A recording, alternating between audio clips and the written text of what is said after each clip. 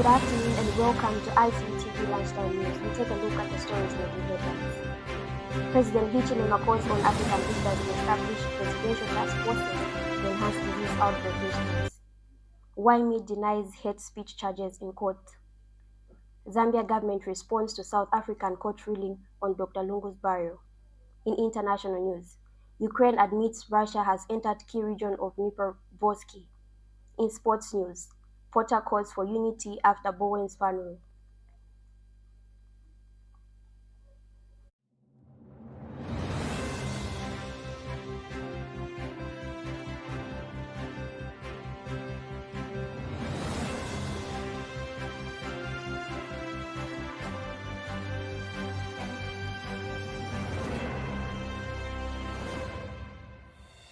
Equitable access to medicines, vaccine, and emerging medical technologies.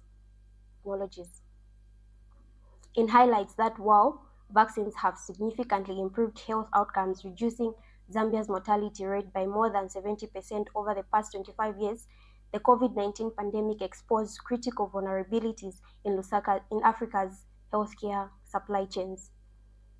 With the continent currently producing only 1% of its vaccine requirements, President Hichilema called for greater investment in local manufacturing and capacity building. He welcomes the support of international partners such as Gavi, the World Health Organization, and UNITAID, particularly through initiatives like the US $1.2 billion African Manufacturing Accelerator Fund. In his role as Global and African Union champion for cholera, President Hichilema also announced the launch of the Continental Cholera Response Plan. He encourages fellow leaders to actively engage in the fight against public health emergencies by forming national task forces at the presidential level to ensure more effective responses. The regional committee session brought together health ministers and stakeholders from across Africa to discuss strategies for strengthening health systems and improving access to essential health services. Social media personality Francis Kapwepwe, widely known as YME, has entered a plea of not guilty to 3 charges related to hate speech and making derogatory remarks based on race, tribe, place of origin, or color. Kapwepwe appeared before Principal Resident Magistrate Peter Mongala, where he formally denied the allegations. During the court session, State Advocate Mukuma Chipawa informed the bench that the prosecution had secured the necessary consent from the Director of Public Prosecutions, DPP, to proceed with the case. The charges against Kapwepwe are connected to claims that he used online platforms to share content deemed to incite hatred and target certain ethnic communities, contrary to provisions of the Cybersecurity and Cybercrimes Act of Zambia. Government of the Republic of Zambia has taken note of the Constitutional Court of South Africa's ruling concerning the burial of the 60th President Dr. Edgar Chagwa Lungu. On behalf of the government, we want to thank the court for its timely consideration of the matter. Secretary to Cabinet Patrick Kangwa emphasized that while the government respects the court's decision, it remains committed to working with Dr. Lungu's family to reach an arrangement that takes into consideration their wishes and interests while also accounting for the rights of the government. Mr. Kangwa reaffirms that the position of the government remains unchanged, indicating that the late president deserves a dignified funeral that reflects the stature of his office. He also expresses gratitude to citizens for their understanding during this time, urging everyone to avoid inflammatory comments. Mr. Kangwa emphasizes that all should keep the Lungu family in their thoughts and prayers during this time of mourning for the former president.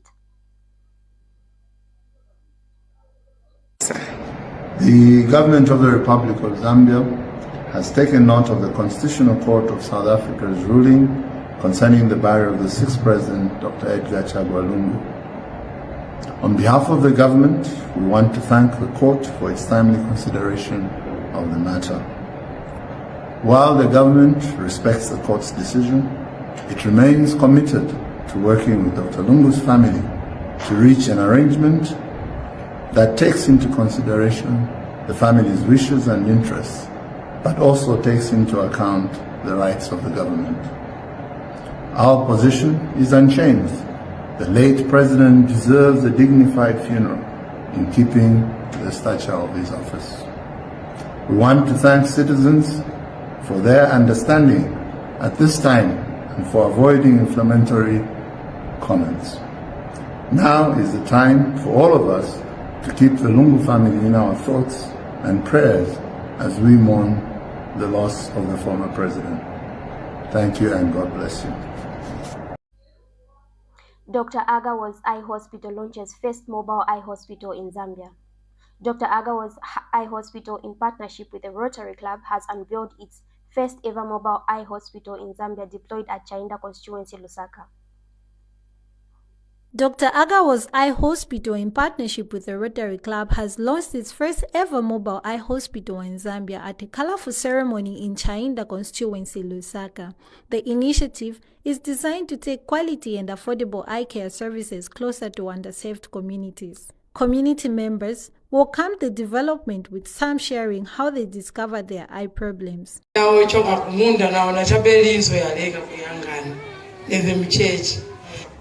Anaanza tunyende kuopimisa menso banalishalifea futa chimukabweredea so ise clinic tavaa but BP yanga siendera muno mwenda muhai so ananipase tangizo ili yonse anti una manje ni kumwacha bema nkwala ya BP so ngati zuwa cha maningi sinima yangana ku na misozi matoka makambili.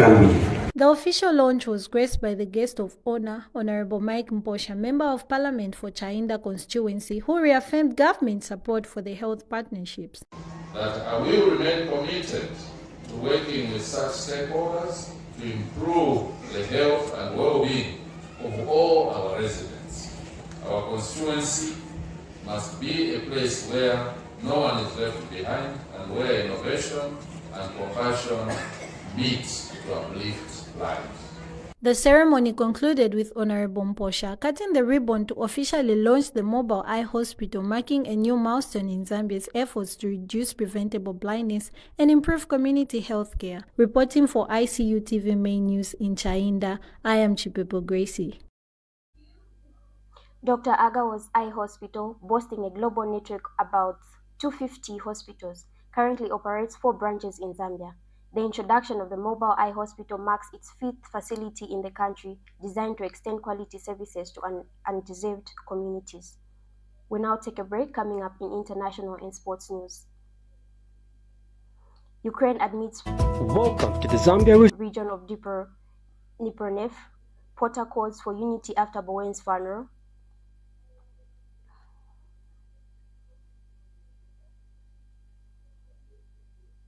Welcome to the Zambia Research and Development Center, an institution dedicated to national development through capacity building and community development. Established in 2007 by a group of professionals and lecturers, ZRDC has since become a hub of research and innovation in the country. Registered with the Ministry of Home Affairs under the Registrar of Societies, ZRDC pursues cutting-edge research to address pressing social and economic challenges. Get involved. ZRDC engages in activities that stimulate international collaboration, promote knowledge sharing, and make research expertise available to decision makers. Our mission at ZRDC is to foster innovation and capacity building for national development. We believe in addressing poverty and underdevelopment through institutional and capacity building, human empowerment, and gender participation. In our quest to foster innovation and capacity building for national development, ZRDC launched the ZRDC University Sponsorship for Capacity Building and Development Program to facilitate knowledge advancement among ZRDC researchers and those intending to join the research community. Qualified Zambian citizens can pursue education at credible universities in Zambia with guaranteed prospects of joining the ZRDC research community. ZRDC engages in industrial and technological research, covering research development and innovative investigations to drive dynamic industrial development at national and regional levels. Join us at the Zambia Research and Development Center as we continue to innovate, empower, and shape a brighter future for Zambia. ZRDC, fostering innovation and capacity building for national development. Thank you for staying with us. In international news, Ukrainian forces have acknowledged that Russia's military has crossed into the eastern industrial region of Dnipropetrovsk and is trying to establish a foothold. This is the first attack of such. The Information and Communications University Trehabi of the Dnipro Operational Strategic Group of Troops told the BBC, although he made clear their advance had been stopped. Russia has claimed throughout the summer that it has entered the area as its forces try to push deeper into Ukrainian territory from the Donetsk region. In early June, Russian officials said an offensive had begun in Dnipropetrovsk, although the latest Ukrainian reports suggest they have barely breached the regional border. We'll take a short break and stay tuned for sports news. The Information and Communications University is driving the thrill for the nation in research and development. Enroll now for full-time and distance programs in the School of Engineering, Humanities, Business and Education. To apply, visit our website at www.icuzambia.net or call us on +260 211 221 662 or 0966 342 359. Sponsorship is available. Enroll now. Welcome back, and now in sports news. West Ham boss Graham Potter said his team were in pain and called for unity after captain Jared Bowen had to apologize for trying to confront fans. Bowen was held back by stewards after the final whistle of the Hammers' 3-2 EFL Cup defeat at Wolves, where two late goals consigned them to a third straight loss. The forward had gone over to the travelling fans to salute them, only to react after something seemed to be said from the stands. After two late goals from Jorgen Strand-Larsen commend the Wieslow Hammers to another loss at the start of an already turbulent season.